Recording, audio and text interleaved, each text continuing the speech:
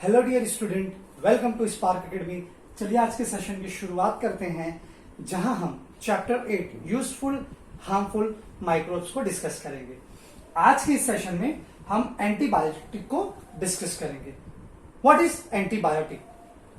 Anti का बेटा मतलब होता है, एंटी का मतलब होता है टू किल और टू प्रिवेंट और टू डिस्ट्रॉय। टू डिस्ट्रॉय करना, किल कर देना। किसे किल करना है? To kill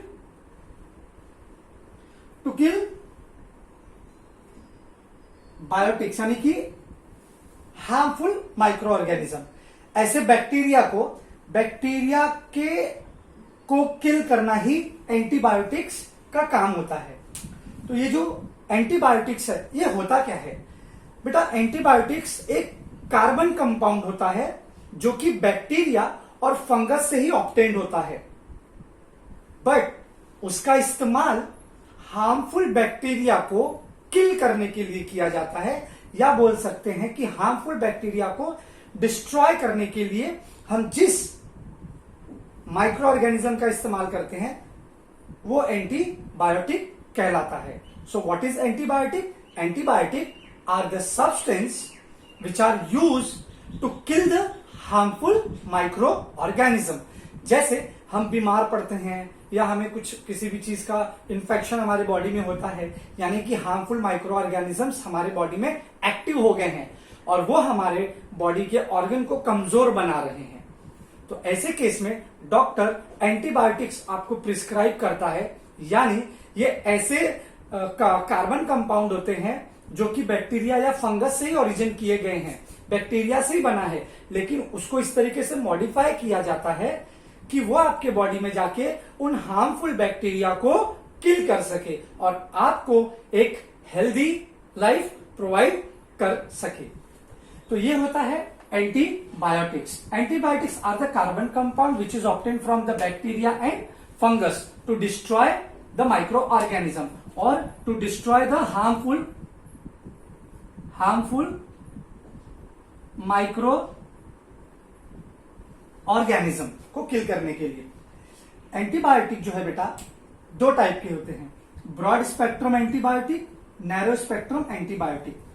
broad spectrum antibiotic क्या होता है? Unknown micro organism. जब डॉक्टर देखता है कि इस पेशेंट को फ्लू हुआ है या कोल्ड या कफ हो गया है, तो बहुत सारे बैक्टीरिया इसके लिए रिस्पॉन्सिबल है। मे बी इन्फ्लुएंजा वायरस होगा या फिर कोई फ्लू वायरस होगा, मतलब कोई भी माइक्रो ऑर्गेनिज्म हो सकता है। डॉक्टर के पास उसके लिए कोई पर्टिकुलर माइक्रो ऑर्गेनिज्म का नाम सामने नहीं आता है कि अभी आप बैक्टीरिया जानते हैं, स्टेफिलोकोकाई, आपका एंटीरॉक्स, ऐसे बहुत सारे माइक्रो ऑर्गेनिजम्स हैं जो आपके बॉडी में फ्लू या ऐसी कोई बीमारी पैदा करते हैं।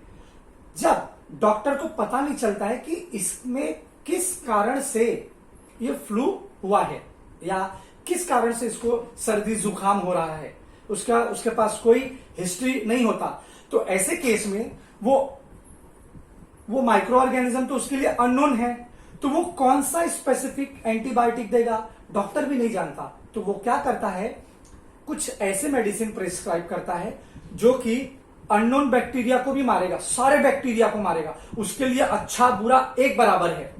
तो उस केस में जो हम एंटीबायोटिक का इस्तेमाल करेंगे वो ब्रॉड स्पेक्ट्रम एंटीबायोटिक होता है। ब्रॉड मतलब इसकी जो वेराइटी होती है वो वाइड वेराइटी होती है कि वो हर टाइप के माइक्रो ऑर्गेनिज्म को किल करेगा, क्योंकि उसको पता नहीं है कि हम इसको किस लिए बॉडी में डाल रहे हैं, कौन से बैक्टीरिया को मारना है, कौन से बैक्टीरिया को नहीं मारना है, वो सभी को मारेगा।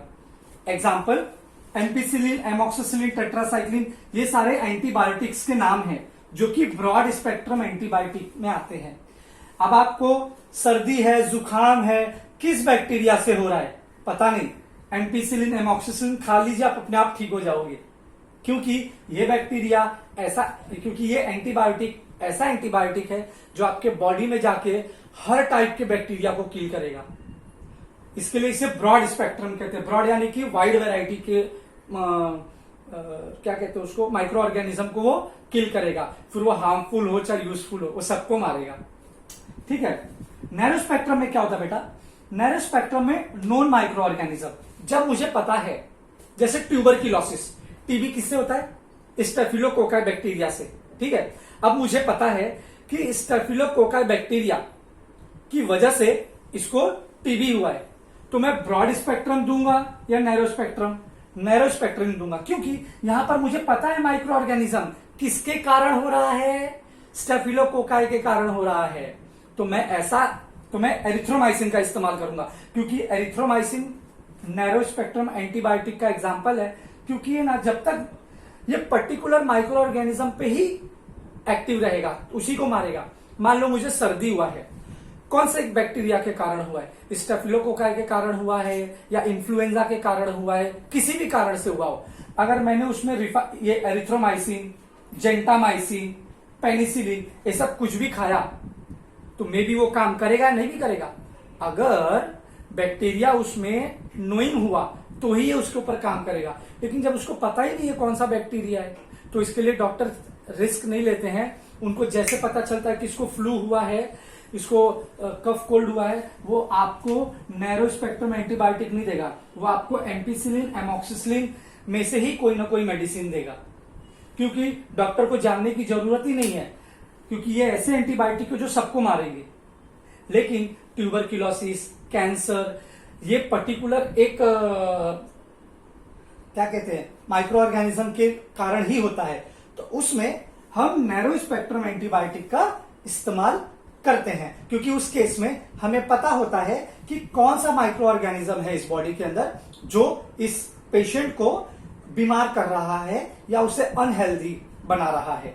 तो उस केस में हम नैरो स्पेक्ट्रम एंटीबायोटिक देते हैं। जैसे आपको थ्रोट इन्फेक्शन होगा, ये दुनिया का कोई भी डॉक्टर इस धरती पर जन्मा है वो आपको सबसे पहले एरिथ्रोमाइसिन ही देगा, क्योंकि स्टेफिलोकोका आपके थ्रोट में जाकर इन्फेक्शन फैलाता है। तो ये नोइंग माइक्रो ऑर्गेनिज्म हो गया, स्टेफिलोकोका है, हार्मफुल बैक्टीरिया है, और डॉक्टर भी जानता है कि हाँ स्टेफिलोकोका ही थ्रोट में इन्फेक्शन फैलाता है। वो आपको एमॉक्सिसिलिन, एम्पिसिलिन नहीं देगा, वो आपको एरिथ्रोमाइसिन ही देगा। ये बहुत कारगर इफेक्ट होता है आपके थ्रोट इन्फेक्शन में। तो ये एक बेसिक इंफॉर्मेशन है जो मैंने आपको एंटीबायोटिक के ऊपर दिया है। आप इसे अच्छे से थॉरली टेक्स्ट बुक में रीड कर कीजिएगा। फिर भी अगर कुछ समझ में नहीं आएगा तो आप मुझसे कांटेक्ट करके पूछिए कि सर ये स्टेटमेंट ऐसा कैसे है, ये यहां कैसे आया। तो आइए आगे बढ़ते हैं इस सेशन में। ओके, ये एंटीबायोटिक का यहाँ पर डेफिनेशन ऑलरेडी दे दिया है। Obtain from the bacteria, fungi, destroying the preventing growth of harmful micro organism are called antibiotic. ये 20वीं सेंचुरी में सबसे पहली बार इन्वेंट किया गया था एंटीबायोटिक, ठीक है, जिसका इस्तेमाल बहुत सारे मेडिसिन के फील्ड में किया जाता है। Even a disease like tuberculosis has been completely eradicated from some country. उस समय टीबी, जिसे क्षय रोग कहा जाता था, बहुत महामारी के रूप में फैली थी। जैसे आज कोरोना फैला है ना, एक समय में ट्यूबरक्लोसिस 20वीं शताब्दी में फैली थी, तो उसको भी हमने इसी एंटीबायोटिक की मदद से क्योर किया था। आज देखो कोरोना वायरस के लिए एंटीवायरस ढूंढा जा रहा है, उस समय एंटीबायोटिक्स ढूंढा जा रहा था। मिला था, सफलता लगी थी, थोड़ा समय लग गया था। एनीवेज, ये यहां देखो आपका ब्रॉड स्पेक्ट्रम एंटीबायोटिक है और यहां पर ये नैरो स्पेक्ट्रम एंटीबायोटिक है, उसके एग्जाम्पल है। एग्जाम्पल याद रखिएगा, ये आपको ऑड में आउट में फंसाएगा। जैसे आपको बोलेगा एम्पिसिलिन, पेनिसिलिन, जेंटामाइसिन, एरिथ्रोमाइसिन, तो इसमें ऑड कौन सा होगा? एम्पिसिलिन, क्योंकि एम्पिसिलिन ब्रॉड स्पेक्ट्रम एंटीबायोटिक होता है, rest are narrow spectrum antibiotic. So I hope आपको ये समझ में आ गया होगा। चलिए अब हम पेनिसिलिन की तरफ बढ़ते हैं। ये एक एग्जाम्पल है नैरो स्पेक्ट्रम एंटीबायोटिक का, इसे पढ़ लेते हैं जल्दी से। Penicillin is a group of antibiotics obtain from the fungus. देखो ये जो पेनिसिलिन है बेटा, ये एक एंटीबायोटिक है जो कि एक फंगस से मिला है, और ये फंगस का नाम क्या है? Penicillium.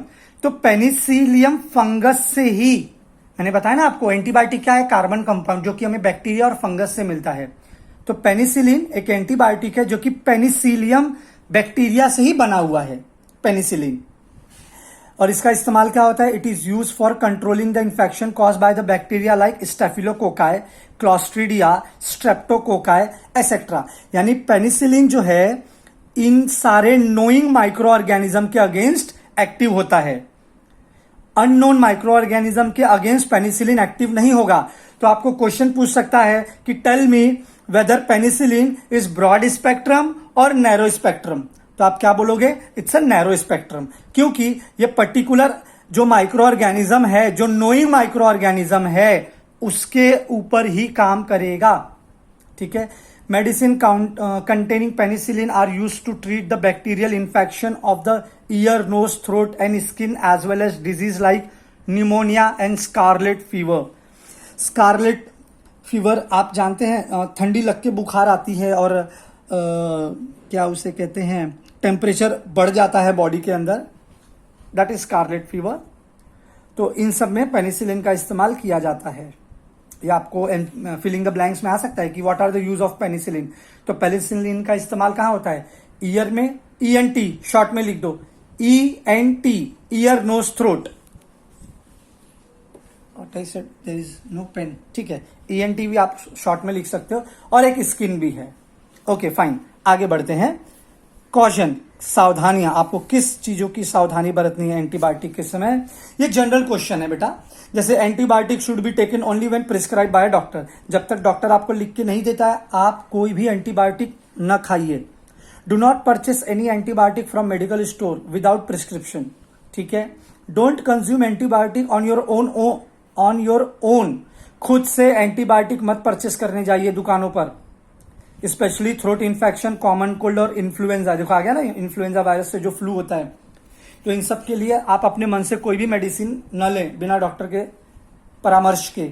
Even if you feel well before completing the prescribe course of antibiotic, you must continue and complete it.